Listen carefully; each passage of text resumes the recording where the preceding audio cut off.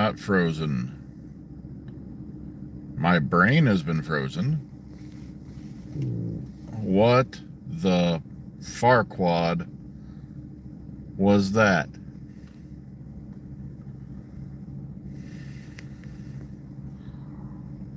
What the Fahrenheit? What the fire truck was that?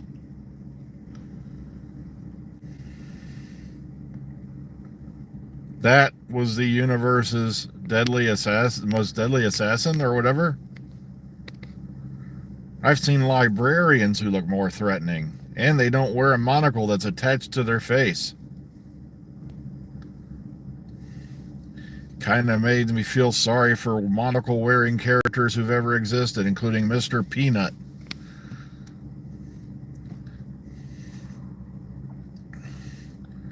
Colonel Klink wore a monocle and was more threatening in Hogan's Heroes.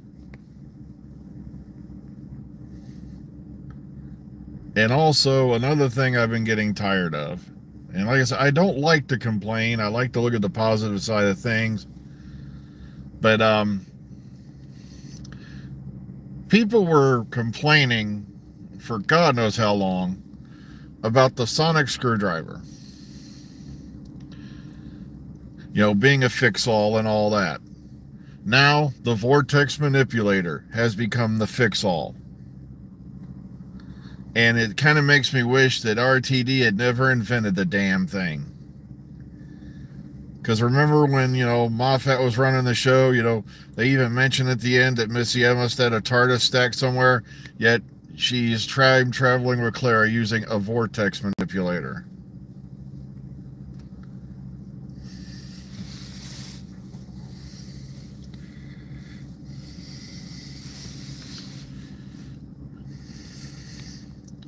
Folks, if time travel was that simple and that compact, why did the Time Lord spend how many millions of years creating TARDISes? But that's a whole nother argument.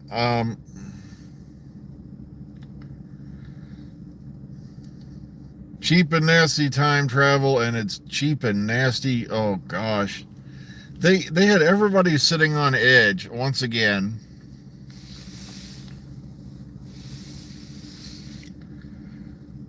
For an announcement. And I'm like, this was it? This was the big announcement? Another multi-platform character with a death itself is after me. I got some bad news for you, Toots. Death is after all of us. Now I've got 24 hours to kill the doctor or whatever. Sheesh. Why couldn't have they at least made it like the Black Guardian or something? Now I might be semi-interested. And once again, they hired a comedian. A comedian to play an assassin.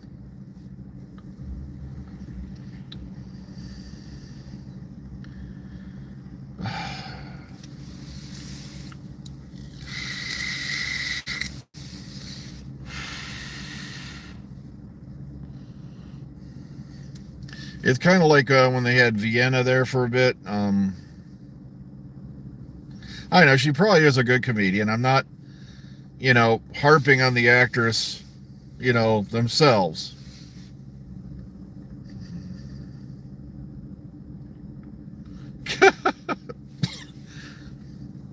You know, they're just there to read a script and do a role. But I'm like, was this character supposed to be threatening or silly? Thank you, Mark. I was about to say the same thing. You just read my mind. It's a scary place. It's a dark, empty room filled with cobwebs and little spiders. Or, they're just creeping around in the corner. Oh, all right. Sorry. Let's get out of that. Nobody wants to be in my headspace. No. But still, I was sitting there going, and a lot of people are going off about it. We're like, you're supposed to be getting all this help budget-wise with Doctor Who,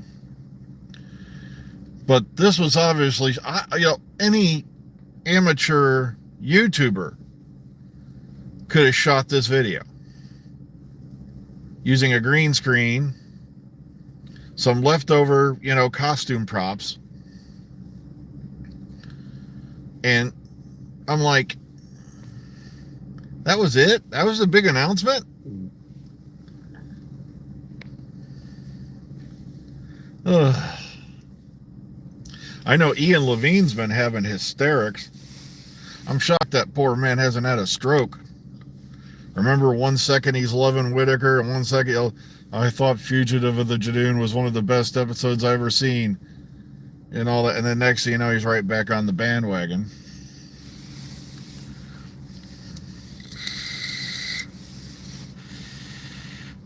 But I'm like, you've got to be joking.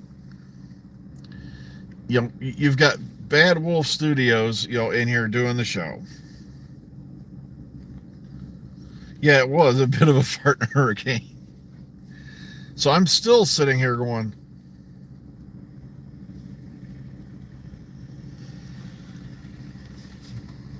wow, somebody just got dropped off by a taxi at work. I hope everything's going all right. Okay, well, at least they got dropped off in a taxi. Somebody the other day like, don't you ever think about the golden days of retirement? I'm like, you're gonna know the day I retire. And they're like, why? I wasn't hired until I was just shy of 34 years old. The day I retire, there won't be a last walk around. You're gonna see a first call car or a hearse pull straight up to this one of the loading docks, and they're gonna, have 3 or 4 guys carry my, nearly 300-pound ass in there and throw me in the back. Ugh. Because with the way our country's going, with the inflation, pretty soon it's going to be like, after the war in Germany, after World War II, where you had to carry literally a wheelbarrow filled with marks just to buy a loaf of bread. It's crazy, especially when you're on a low carb diet. Oh man. But okay, back to the whole assassin thing. I'm like, this is Doom. I'm sorry, but if Doom showed up, this character, she wouldn't have to use a weapon. She wouldn't have to use a nifty ninja move, because I'd die laughing. I'm like, wow, how low on the list did I rank? You've sent the equivalent of a receptionist to wipe me out. Like, I know, I heard she's a funny comedian. Like I said, I don't know her work before this, and I'm not harping on the person themselves. I'm harping on the fact that, this was their multimedia major announcement. This is what they put a ticking clock on the BBC Twitter channels and all that for. Also, I got another site, Edna the librarian.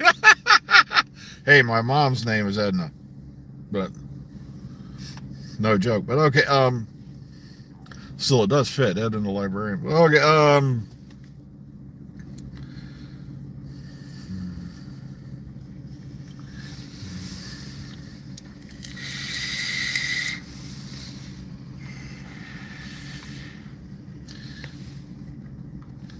and I know a whole bunch of people just smacked their face palmed.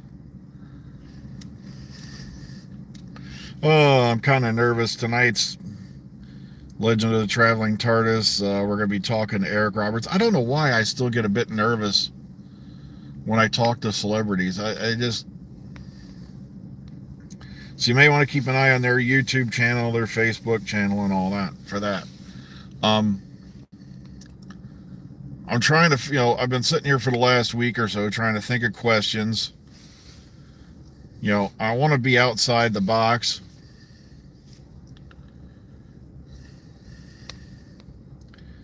But I don't know. I said I've got a few questions put together. Because from what I heard, supposedly Eric Roberts isn't a big talker. So I've been trying to think of questions to get him, maybe, tell us some musings and maybe some anecdotes. And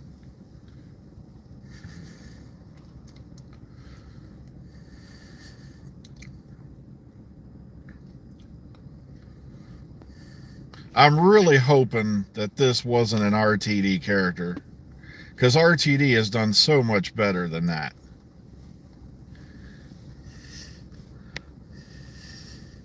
I know Ian Levine's been stamping his feet about 8 episodes and all that, and this is what we get, blah, blah, blah.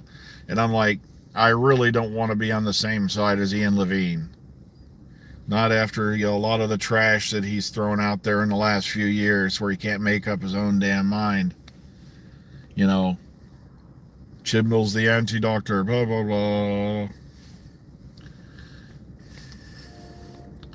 I swear, it got so bad every time I saw a tweet from him, I almost halfway heard the soundtrack to The Omen playing in the background. It was like, oh, man. But I'm like, this was it? This was the big event? This was the big announcement? It's not tickling my fancy.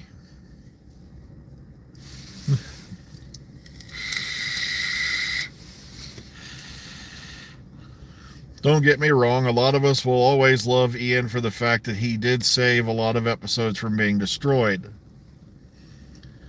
If I remember one story correctly, the Dalek invasion of Earth or something along that line was on its way to the incinerator.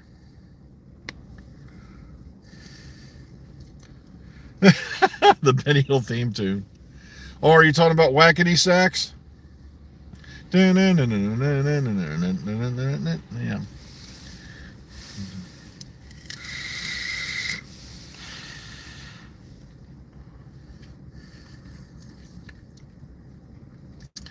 I know, and I haven't really caught it up. They've been doing a alternate timeline thing over on Big Finish, and I got to get caught up with it, where the Sixth Doctor ends up being the War Doctor and things like that. Yeah, because I remember the opening theme to the show was da da da da da da ba ba ba ba ba ba ba, because Benny Hill was on late nights. Like I said, I was very fortunate that when I was growing up, I had a UHF channel. People don't even know what a UHF channel is anymore, I don't think, but and that was WUAB channel 43 in Cleveland. One of them channels that actually, went off the air at like 2 a.m. and didn't come back till 6 or 7 in the morning. And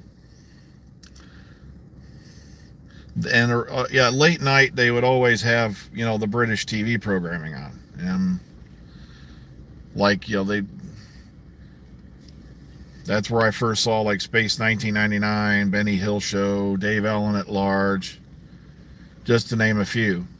And the best part about watching the Benny Hill Show is the fact that sometimes they wouldn't really watch the episodes or censor them properly. And I saw my first almost full frontal female there. Thank you, Benny Hill. All right, so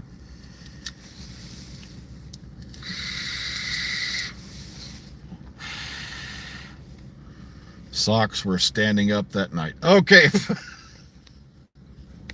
All right, before we get too far down the gutter, I got to get going. It's that time again. Everybody take care of yourselves out there. And like I said, I'm going to try to be excited for Doomsday. I really am going to try, but like I said, I'm not seeing the potential here. All right, take care, everyone. Be kind, be calm, be safe. We'll hopefully see you all in the future. Catch you all tomorrow morning from the parking lot. Have a good day, everybody.